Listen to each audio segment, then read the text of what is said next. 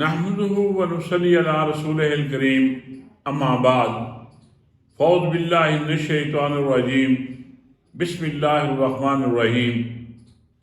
معزز ناظرین، السلام علیکم ورحمۃ اللہ وبرکاتہ۔ میں ہوں میاں محمد اکرم، آپ کی خدمت میں حاضر۔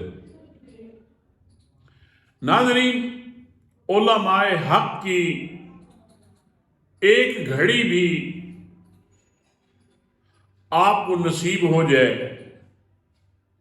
تو میرے خیال میں یہ اللہ کی طرف سے بہت بڑی نعمت ہوتی ہے، اور ہمیں دعا بھی کرنی چاہیے کہ اللہ تعالی ہمیں علماء حق کا ساتھ اور ان کی صحبت نصیب کرے کہ انسان یقین جانیے شاید اتنا کتابوں سے نہیں سیکھتا جتنا صحبت سے سیکھتا ہے۔ میری الحمدللہ مولانا تقی عثمانی صاحب، مولانا فضل الرحمان یا باقی بڑے اکابر علماء، ان کے ساتھ الحمدللہ مجھے جو چند گھڑیاں نصیب ہوئی ہیں، مجھے وہاں سے سیکھنے کا بہت بڑا موقع میسر آیا۔ اس کے لیے میں اللہ کا شکر گزار ہوں، اللہ کا شکر ادا کرتا ہوں۔ ایک دفعہ میں اطال مومن شاہ رحمۃ اللہ علیہ، اطالہ شاہ بخاری رحمۃ اللہ علیہ کے بیٹے، ان کے ساتھ ایک مجلس میں میری ملاقات ہوئی۔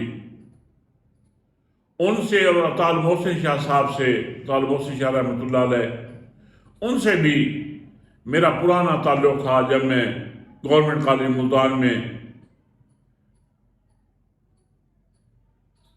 گریجویشن میں تھا۔ اس وقت میں تقریباً ان کے پاس وقت نکال کے ایک دوست کے ساتھ وہاں ان کے پاس جایا کرتا تھا۔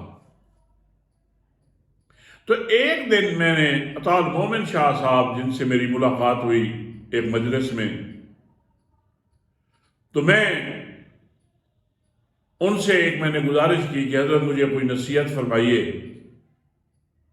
تو انہوں نے جو ایک نصیحت فرمائی، یقین جانیے بڑے بڑے علماء کے ساتھ میں رہا، لیکن اس نصیحت نے یقین جانیے کہ مجھے کئی میرے معاملات میں مجھے اس نے بدلنے پہ مجبور کر دیا۔ وہ نصیحت یہ تھی کہ آپ رحمۃ اللہ علیہ نے فرمایا کہ بیٹا، آپ جہاں بھی رہیں اپنے آپ کو کھرا اور سچا مسلمان سمجھنا ہے اپنے بارے میں آپ۔ دوسرا، قرآن مجید کو پڑھتے ہوئے جو قرآن مجید میں اللہ تعالیٰ نے مومنین کی صفات فرمائی ہیں، ان صفات کا آپ اپنے کردار سے ہمیشہ تقابلی جائزہ لیتے رہنا، موازنہ کرتے رہنا، اور اس بات پہ فکر کرنا کہ آیا کہ ان میں سے کون سی صفات مجھ میں ہیں اور کون سی ایسی صفات ہیں جو ابھی تک میرے اندر پیدا نہیں ہوئی۔ یقین جانیے ایک بہت بڑی نصیحت، اللہ ان کو غریق رحمت کرے، اللہ ان کے درجات بلند فرمائے کہ ایسے لوگ کتنے قیمتی لوگ تھے جو سمندر کو کوزے میں سمو دیتے تھے، اور اللہ تعالیٰ سے دعا بھی ہے کہ اللہ تعالیٰ ایسے ناصح لوگوں کی اللہ ہمیں صحبت نصیب فرمائے۔ آج میں خاص کر جو مولانا فضل الرحمان کے جو پرستار ہیں، ان کو میں مخاطب ہوں، بالخصوص ان سے، کیونکہ میں جب مولانا صاحب کے حوالے سے بات کرتا ہوں تو یہ بیچارے سیخ پا ہو جاتے ہیں اور بڑے عجیب عجیب قسم کے مجھے کمنٹس بھیجتے ہیں۔ اللہ جانتا ہے کہ میرا مولانا فضل الرحمان ہو یا کوئی بھی ہو، کسی شخص کے لیے کوئی بغض نہیں ہے، لیکن یہ میرا ایک فطری حق بھی ہے کہ اگر میں کوئی بات غلط جس میں بھی دیکھوں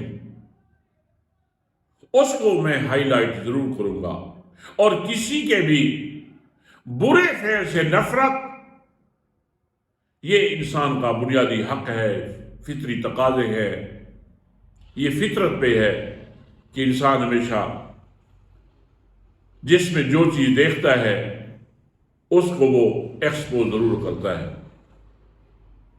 تھوڑی دیر پہلے میں نے سوشل میڈیا پہ مولانا فضل الرحمان صاحب کی ایک جلسے میں تقریر کرتے ہوئے ایک ویڈیو دیکھی ہے۔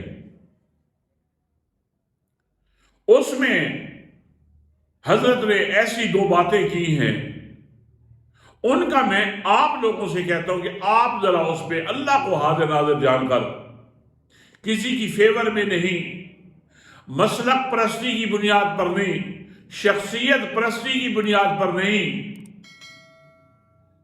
آپ نے اپنے ضمیر کو اللہ کے سامنے رکھ کر اس کا فیصلہ کر رہے کہ کیا یہ بات ٹھیک ہے۔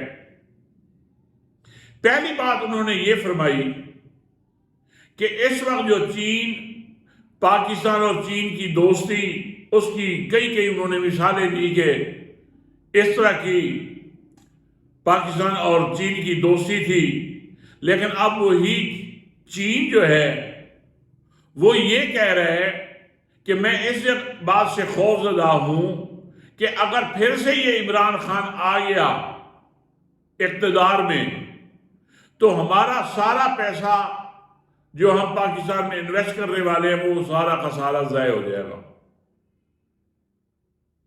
دوسری بات انہوں نے یہ فرمائی کہ اس وقت سعودی عرب بھی سہما ہوا ہے، وہ خوف زدہ ہے کہ کہیں عمران خان کی حکومت پھر سے نہ آ جائے۔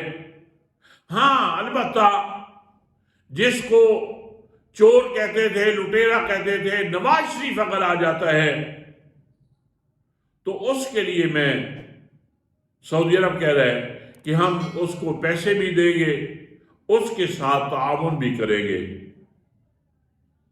پہلی بات میری آپ سے یہ گزارش ہے کہ اللہ کے نبی صلی اللہ علیہ وسلم کی ایک حدیث کا مفہوم ہے کہ جھوٹے شخص کے لیے اس کے جھوٹا ہونے کے لیے اتنا کافی ہے کہ وہ بغیر تصدیق کے کوئی بات سن کر دوسرے لوگوں تک کنوے کر دے۔ پہلی بات تو یہ ہے کہ اس طرح کی بات یہ ممکن نہیں ہے کہ ملکی سطح پر کوئی اس لیول کی بات کرے۔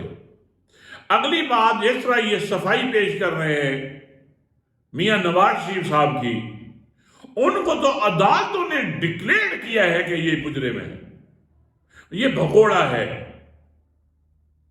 اس میں تو کوئی شک والی بات نہیں ہے۔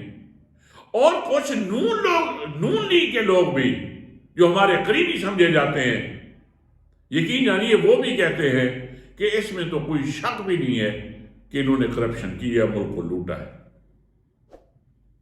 ذرا آپ مولانا صاحب سے یہ پوچھ لیں کہ حضرت آپ کے ہم باقی معاملات پہ ہمارا کوئی حق نہیں پہنچتا کہ ہم آپ پہ تنقید کریں، آپ کا جو اندر کا عمل ہے جو ہم سے پوشیدہ ہے، آپ کے اچھے اعمال ہیں، ہماری دعا ہے اللہ وہ قبول فرمائے۔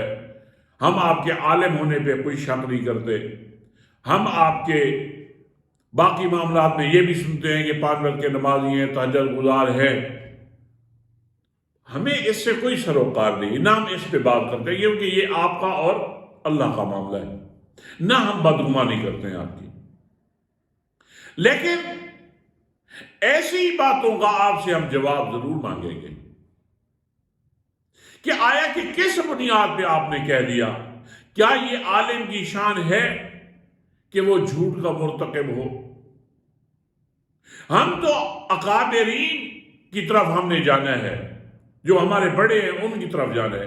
اگر آپ کا ان باتوں کا موازنہ اکابرین سے کیا جائے، اکابر علماء سے کیا جائے، تو کیا وہ لوگ اسی طرح کے تھے؟ اور اللہ کے بندو، ایک شخص اپنے بیٹے کی بھی گواہی نہیں دے سکتا کہ اللہ عالم میں سے کوئی کام کیے یا نہیں کیا۔ تقوی کا مقام تو یہ ہوتا ہے۔ اور حضرت ایسے جھوٹ بول کے کیوں علماء کے وقار کو آپ مجروح کر رہے ہیں؟ آج وہ وقت نہیں رہا،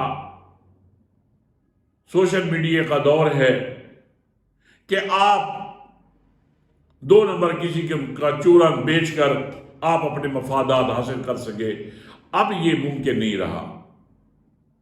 تو میری آپ لوگوں سے یہ گزارش ہے کہ میرے ساتھ ناراض ہونے کی بجائے یہ آپ اپنے ذرا ٹھنڈے دل سے یہ ذرا سوچیں کہ کیا یہ مولانا فضل الرحمان کے لیے اس طرح کی باتیں مناسب ہیں کہ وہ میاں نواز شریف کے گواہ بن جائے۔ آپ بھی، میں یہ کہہ رہا ہوں کہ جو ان کے پرستار ہیں، ظاہری بات ہے ان میں سے زیادہ تر علماء ہیں، عالم دین ہیں، مدارس کے لوگ ہیں۔ کیا آپ اپنے ضمیر کو ذرا جھنجھوڑ کر میاں نواز شریف کے بارے میں کیا سمجھتے ہیں کہ وہ کرپٹ نہیں ہے، کہ جو آج تک کسی کیس میں بھی منی ٹرائل نہیں دے سکے، ناکام رہے؟ عدالتوں نے انہیں مجرم قرار دے دیا، عدالتوں نے اس کو سزائیں دی۔ اس کے باوجود کیا ایک سادہ قسم کا مسلمان بھی کیا ان کے صادق اور امین ہونے کی گواہی دے سکتا ہے؟ نہیں دے سکتا۔ تو میری مولانا فضل الرحمان صاحب سے یہی گزارش ہے کہ خدا کے لیے اپنا محاسبہ کریں۔ اب وہ لوگ جن کو ایک وقت تک تو آپ نے ایسے سمجھیں کہ اپنی محبت میں یرغمال بنایا ہوا تھا، اب یہ میرے خیال میں اس سسٹم کو لے کے آپ زیادہ دیر تک آگے نہیں چل سکیں گے۔ ناظرین، ایک اور خبر کہ نگران کابینہ نے عمران خان اور شاہ محمود قریشی صاحب کا جو ٹرائل جیل میں ہو رہا ہے اس کی انہوں نے اجازت دے دی ہے، اس کی منظوری دے دی ہے۔ اور اس کا لوجک یہ بتایا گیا ہے کہ چونکہ عمران خان کی جان کو خطرہ ہے، ملک کے حالات ایسے ہیں، لہذا ان کو عدالت میں نہیں لایا جا سکتا۔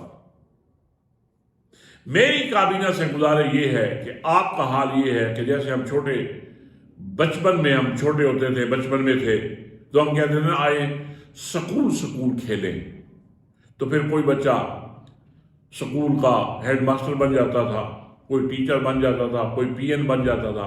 تو اس طرح کا ہم کھیل کھیلتے تھے۔ آپ کے ان کرتوتوں کی وجہ سے یہی لگ رہا ہے کہ آپ ملک کھیل رہے ہیں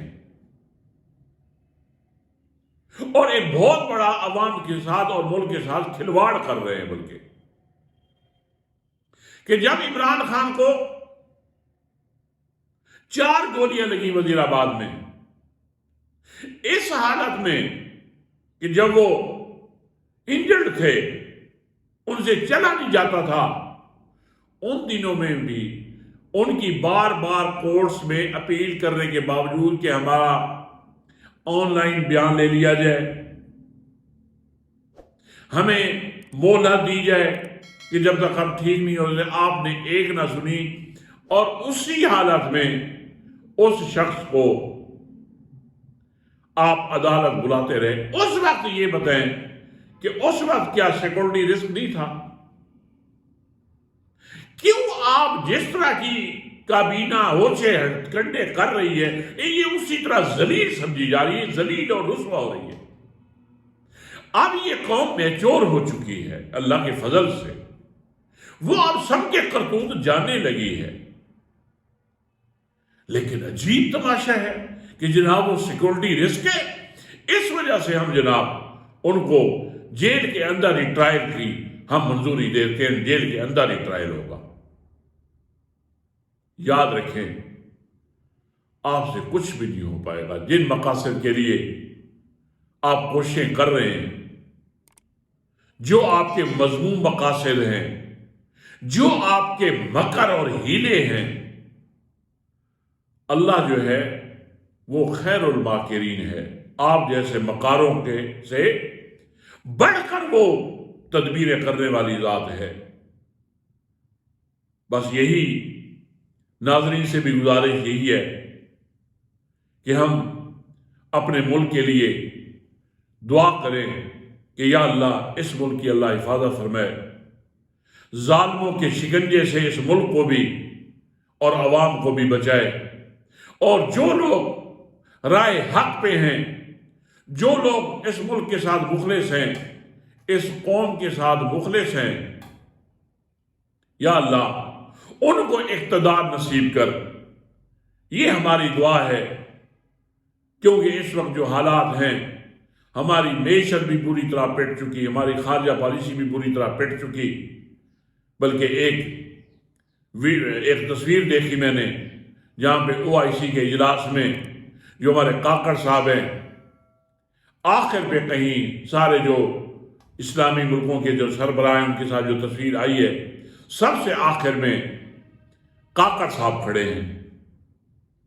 ڈوب مرنے کا مقام ہے کہ پاکستان اسلامی دنیا کی واحد ایٹامک پاور، اس کا سربراہ آج تک ویسے جو عمران خان بھی جاتا رہا ہے دوسرے ممالک میں، جو میرے خیال میں پورا میڈیا جو ان کو کوریج دیتا تھا، وہ تو شاید کوریج ہمارے کسی اب کے حکمران کو تو نصیب نہیں ہونی۔ بس اللہ سے یہی دعا ہے کہ اللہ تعالیٰ ہم سب کے حال پہ رحم فرمائے۔ اسی کے ساتھ اجازت چاہتا ہوں۔ السلام علیکم ورحمۃ اللہ وبرکاتہ۔